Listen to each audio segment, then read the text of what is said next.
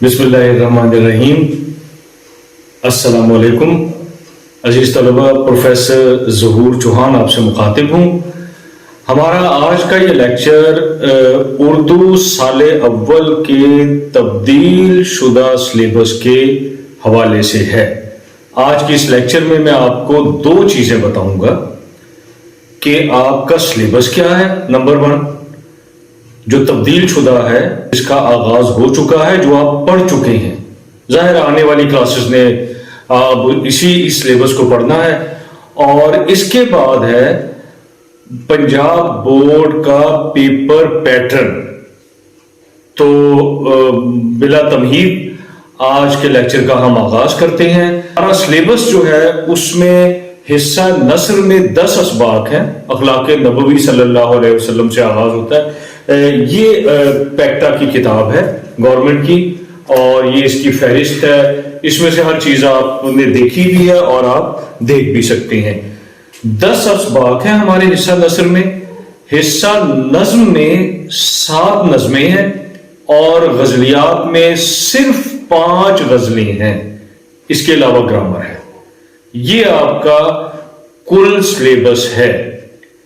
Paper pattern Punjab board کا اگر ہم دیکھیں تو آپ 20 نمبر کی ایم سی کیوز ہیں، اور ان ایم سی کیوز میں 5 ایم سی کیوز جو آپ کی بنے گی وہ حصہ نثر سے بنے گی، یعنی 10 اسباق میں سے 5 ایم سی کیوز جنہیں معروضی یا کثیر الانتخاب بھی کہا جاتا ہے۔ 4 آپشنز ہوتی ہیں، کوئی ایک آپ نے اس کو ببلز جو ہے وہ فل کر دینے ہیں بورڈ میں۔ مشق میں اگر آپ دیکھیں گے کہ وہاں پر مشق میں دیا گیا ہے match the columns, fill in the blanks اور سوالوں کے جواب، اس میں سے کچھ بھی نہیں آئے گا۔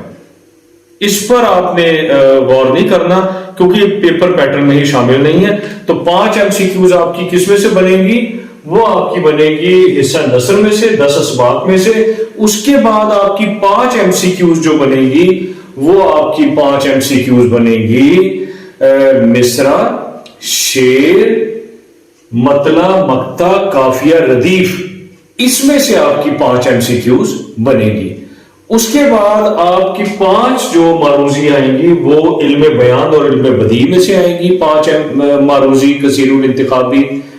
علم بیان میں تشبیہ ہے، استعارہ ہے، اور ان کے ارکان، یہ جو اگلے لیکچرز ہوں گے میں پھر تفصیل سے بتاؤں گا۔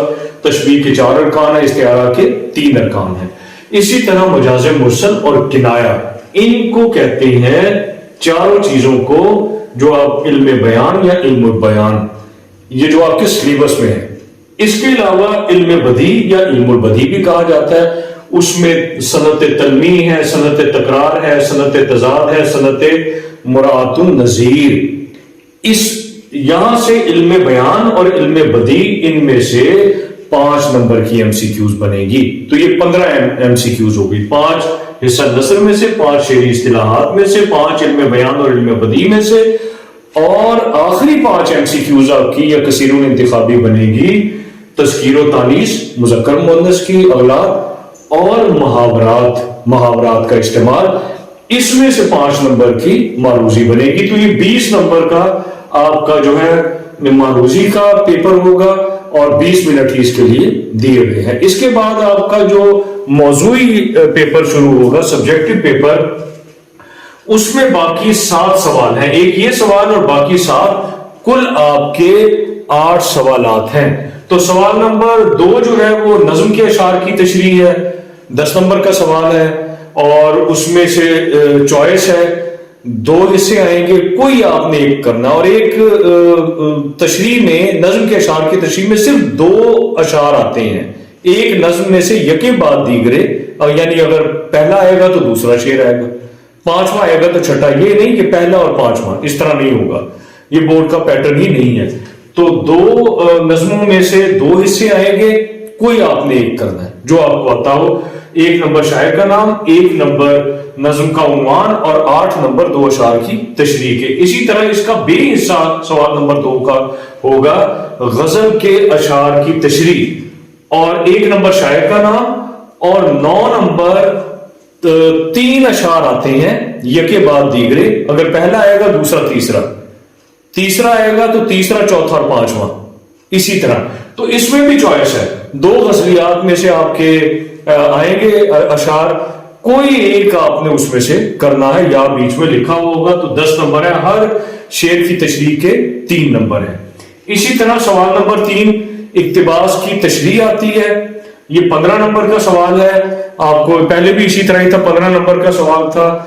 2 नंबर हवाले मतन के, उसमें हवाला मतन में आपको पता है कि सबक का उन्वान मुसन्निफ का नाम लिखते हैं। अगर कोई सिर्फ नसर और माखज लिखे अच्छी बात है, लेकिन इसका बोर्ड में नंबर नहीं है, लेकिन अच्छे स्टूडेंट्स को ये भी लिखना चाहिए।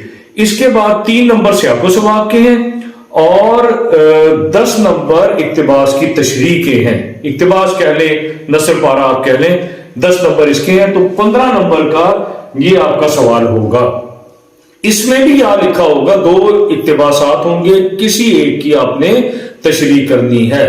इसके बाद आपका जो सवाल आगाज होगा सवाल नंबर 4, तो सवाल नंबर आपका 4 है सबक का खुलासा। 2 खुलासे आएंगे, कोई एक आप सबक का खुलासा करेंगे, 1 नंबर मुसन्निफ का नाम और 9 नंबर खुलासे के हैं, तो इसमें भी आसानी है। सवाल नंबर 5, और ये 10 नंबर का सवाल है। सवाल नंबर 5 आपका, ये एक नया इजाफा हुआ है इस साल नए सिलेबस और नए पैटर्न में, कि 2 नज़में आएंगी, किसी एक का आपने चाहे खुलासा लिखे नज्म का, चाहे मरकजी ख्याल लिखे। तो 1 नंबर उसके शायर के नाम के हैं और 4 नंबर चाहे आप नज्म का खुलासा चाहे मरकजी ख्याल है, 4 नंबर उसके हैं, तो 5 नंबर का सवाल है। सवाल नंबर 6 में अगर आप देखें तो 3 चीजें हैं सवाल नंबर 6 में, मुकालमा, रुदाद और रोजनामचा। मुकालमा लाजिम मलजूम है, मुकालमा आएगा साथ रुदाद आएगी, मुकालमा आएगा साथ रोजनामचा आएगा, और याद दिया होगा, चॉइस है, कोई एक करे जो आपको आसान लगता है।